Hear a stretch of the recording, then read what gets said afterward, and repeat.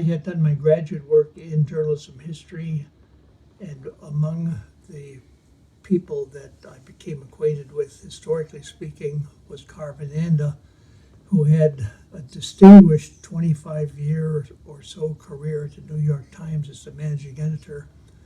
And he had been a student at Ohio University years earlier, long before there was a journalism school here.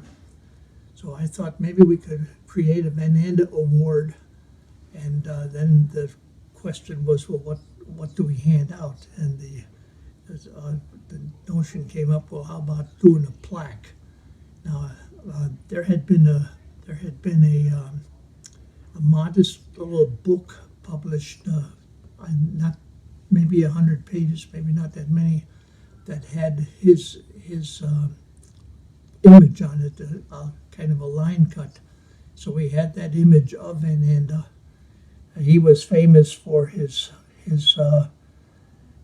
perception of the news even before it happened, in a sense. And when the Titanic sank, he figured out before anybody else did that the ship actually sank, and went ahead and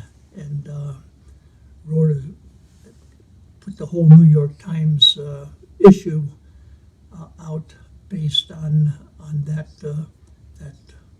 expectation, which of course proved right. And one of the things that happened was that we needed to have something other than his picture on this plaque. And while the Titanic hit an iceberg, the band on the ship kept playing as it sank. The radio operator kept sending out distress calls.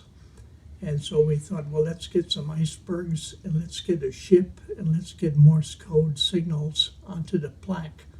And if you look carefully at the plaque, you can see design elements of the ship here, iceberg here, and dots and dashes of Morse code going out from the plaque.